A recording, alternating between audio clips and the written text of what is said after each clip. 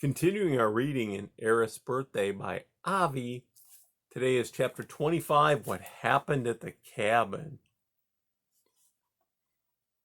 Open-mouthed, Ereth stared at the fisher.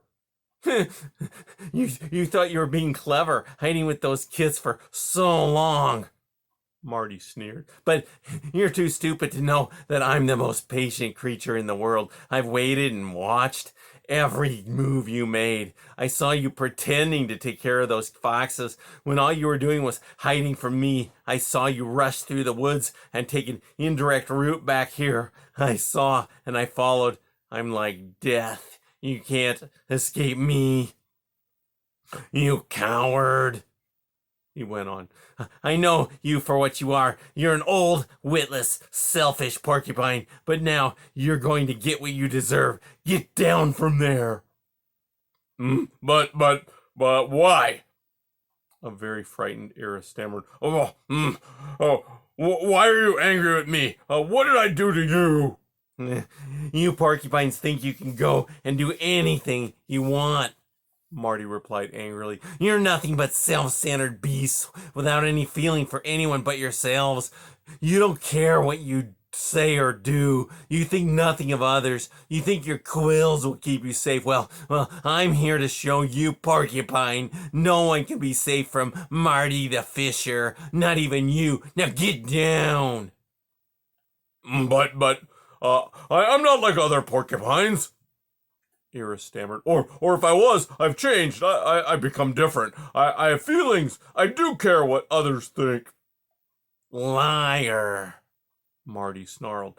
Come on down and get what you deserve. Ereth, knowing perfectly well what the fisher could do to him, remained where he was. While he could put up resistance, he was hardly in a place to do so.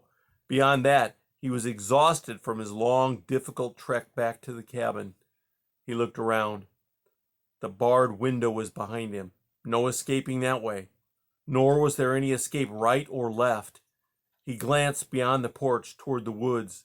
There, perhaps, lay safety. If he could climb into a tree, he might be able to defend himself.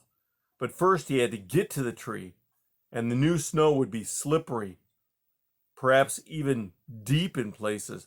Get down, Marty shouted, eyes cold and hard. Get down, or I'll yank you down. So saying, he reared back on his hind legs as though ready to strike. Molding mouse marbles, Ereth cried. I don't deserve this, I don't. But when he saw the fisher's muscles tense, he knew he had no choice. He had to reach the trees.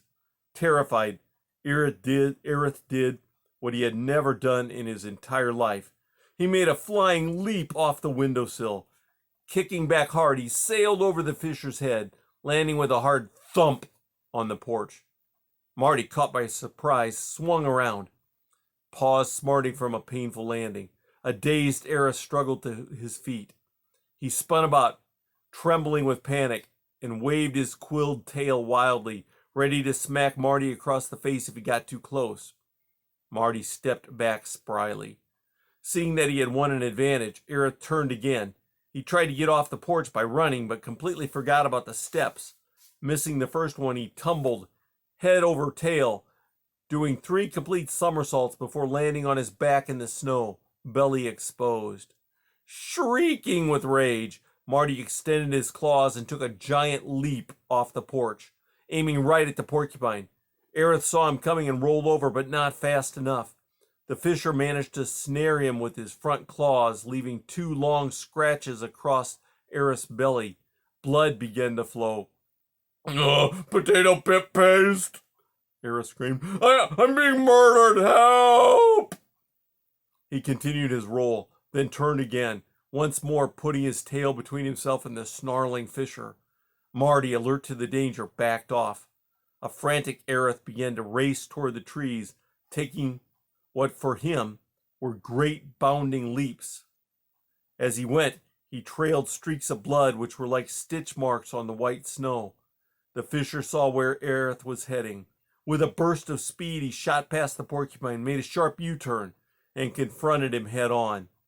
Ereth came to a skidding stop. He started to turn, but saw that if he did, the fisher would be herding him right back toward the cabin, the last place Ereth wanted to be. Give up, you stupid beast, Marty taunted. You don't have a chance. You occupational ignoramus! Ereth screeched, huffing and puffing as he tried to recover his breath. His heart was hammering so hard it was making him dizzy. Trying to defend himself, he tucked his head down between his front legs, shaping himself into a ball of bristling quills. Then, with mincing steps, he awkwardly waddled forward. This moved him toward Marty, but with his head so low, he could no longer see where he was going. Marty, seeing that Ereth was attacking blindly, backed up and quickly circled the porcupine, looking for a place to attack. Noticing that the quills along Ereth's side were flattened, he leaped forward, front paws out, trying to knock Ereth off balance. Hit hard where he least expected it, Ereth rolled away. Once again his belly was exposed. Once again the fisher struck, drawing more blood. The pain was enough to force Ereth to uncoil himself. He had to see where he was, had to see where the fisher was, had to know how to escape. But when he looked about, he was so confused and woozy he couldn't find his enemy. Belatedly, he saw that the fisher had jumped in front of him. Even as Ereth realized his whereabouts, Marty attacked, this time aiming right at Ereth's face.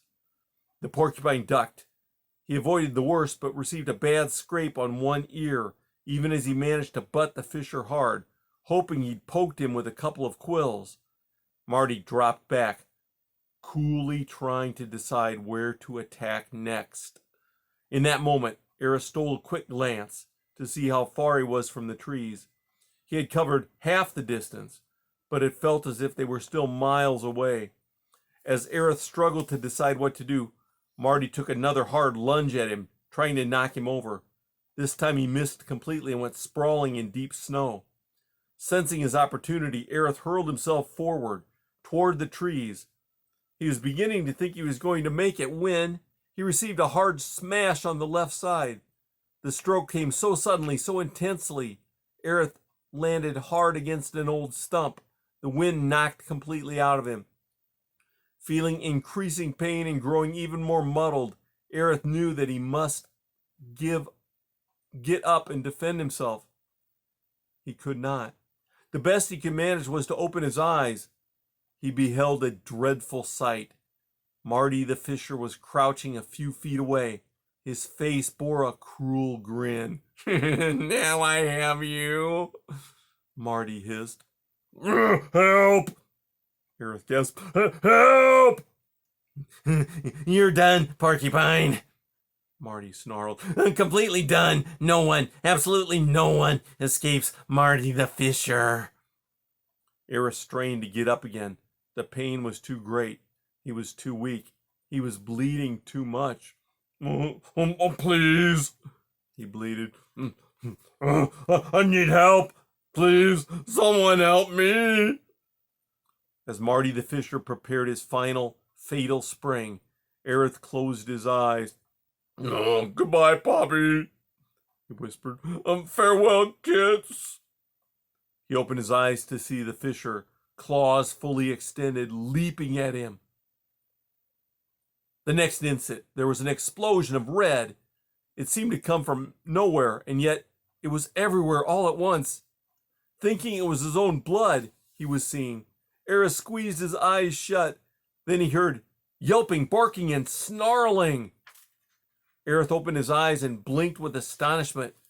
Tumble, Nimble, and Flip had burst from the woods and leaped upon the fisher, taking him completely by surprise. What's more, they were pummeling him with all the ferocity they could muster. Tumble, with jaws tightly clamped, was holding on to the scruff of the fisher's neck and shaking hard, all the while grunting and snarling. Nimble had taken a fast hold on one of the fisher's legs and was refusing to let go, no matter how much the beast thrashed.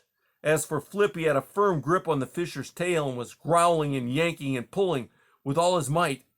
In seconds, it was Marty the fisher who was on his back, kicking and clawing frantically, trying to get away.